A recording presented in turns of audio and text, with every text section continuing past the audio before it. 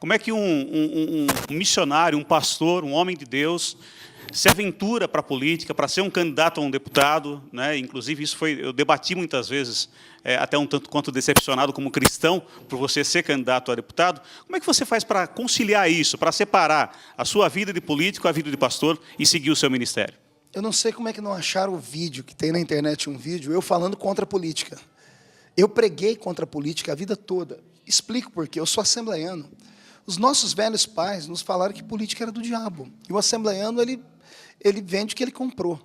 E eu preguei contra a política muitas vezes, até que apareceu a famigerada PL 122.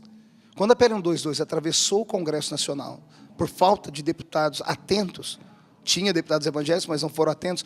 Quando ela chegou no Senado e alguém conseguiu barrar ela, e hoje é o espinho na nossa garganta, porque é uma lei que, se for votada como está, tira-nos a liberdade, eu vi que eu fui o culpado daquilo. Eu fui um dos culpados, porque eu gestei uma geração. E a geração acreditava em mim piamente, que eu falava virava lei. Quando eu falei que era contra a política, a minha geração inteira foi contra. Eu falei, só tem um jeito de consertar isso, é indo para a política.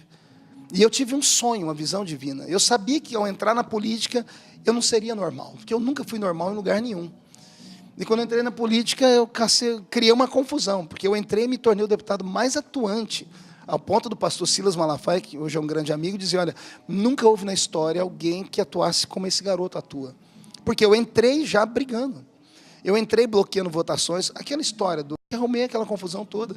Eu era da Comissão de Constituição e Justiça, onde o Palocci ia ser convocado, e eu fiz o requerimento de convocação. O governo veio conversar comigo e falei, tá, eu não convoco se a presidenta nos ouvir acerca do kit gay. Foi uma troca. Então, eu sempre fui muito atuante, fui para cima. Por que você não desistiu da presidência dessa comissão? Eu pensei num monte de coisa. Ia ser a primeira grande derrota da igreja a nível político nacional. Ali não era Feliciano Sentado e nem PSC. Ali era o movimento evangélico. 50 milhões de evangélicos representados. Seria o primeiro grande ganho da comunidade LGBT contra nós, que eles são extremamente articulados politicamente falando. E nós estamos 30 anos atrasados na história. Você vê, o último ministro Supremo que foi eleito agora, que a presidente Dilma indicou, o Barroso, ele foi o advogado na questão do aborto dos anencéfalos e aprovou. Ele foi advogado na união estável do casamento homossexual e aprovou. Todos os ministros, ou 9 ministros do Supremo, são crias do PT. Né? A igreja não tem ninguém, porque a igreja não se articulou. Nós temos gente que são estudados, mas os crentes vão até um nível e param. Então, foi a primeira vez que alguém evangélico teve numa posição de presidente de uma comissão. Embora seja uma comissão que não prestava para nada, eu me tornei presidente da comissão mais vista do mundo. Algumas considerações finais aqui dele, só para dizer o seguinte, eu publiquei no Facebook, na nossa página no Facebook, e até fui bombardeado por isso, eu disse que eu viria na pregação do pastor Marco Feliciano, e que eu gostaria de ser respeitado, assim como eu respeito as pessoas que vão na parada gay, que gostam, que presenciam esses eventos. E aí, já teve até um site aqui da cidade que colocou minha foto junto com a tua, né? Marco Feliciano deve atrair algumas personalidades da cidade, tal. E acabei meio que ficando preocupado, porque eu falei, se ninguém sabia que o Marco Feliciano vinha pregar hoje em Americana, acabou ficando sabendo através do nosso Facebook. Por isso que eu te fiz a pergunta a respeito das manifestações, se você encontrou alguma em Americana. Mas quero desde já, o pessoal está pedindo para a gente liberar aqui, desde já te agradecer. Você não tinha obrigação nenhuma de nos atender, mas fez questão de nos atender. Muito obrigado.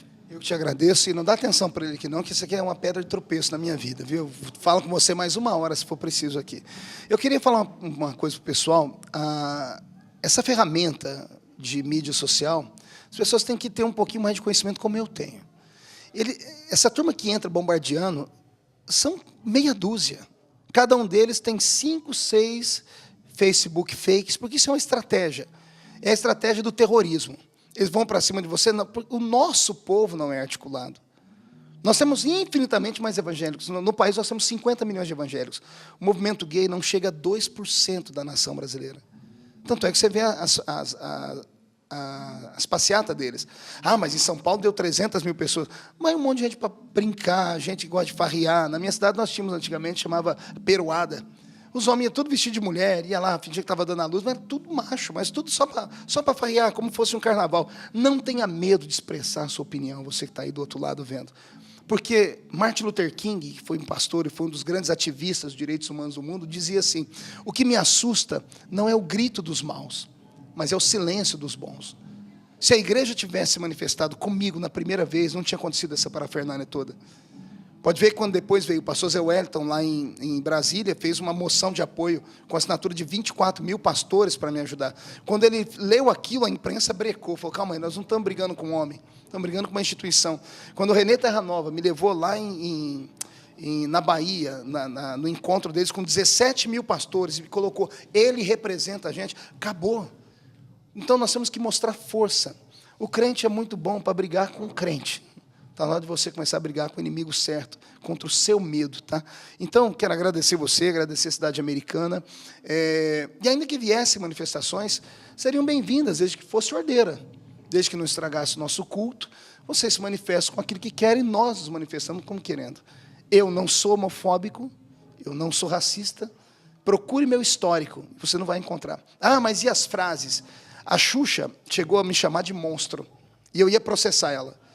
Eu retirei o processo. Aí perguntaram, por que o senhor retirou? Porque eu fui ver a fonte que ela usou. Tinha um Facebook fake, com o meu nome, com 100 frases racistas. 100. Isso é maldade. Uma das frases dizia assim, alma de bebê negro não tem alma.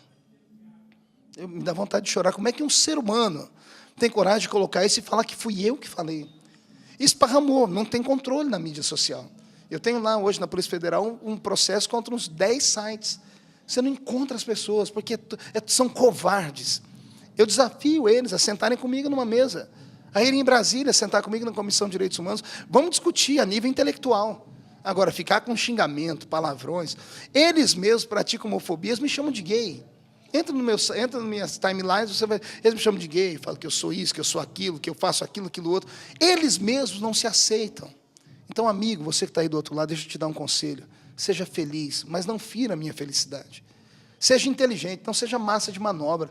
A maioria das pessoas que estão na internet são jovens, poxa. Como é que você, um jovem, acredita em toda a porcariada que você lê?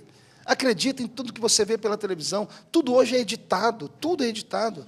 Eu dei uma bronca no pessoal um grupo de imprensa que eu não atendo, os meninos lá do CQC. Não atendo. Por quê? Eles já me entrevistaram 4 vezes, nunca colocaram no ar. Aí eu fui questionar, por que vocês não me colocam? Ah, o senhor acerta tudo, ué. Aí eu falei, então você só vai me colocar o dia que eu errar, o dia que você vai me expor ao ridículo. Isso não é imprensa.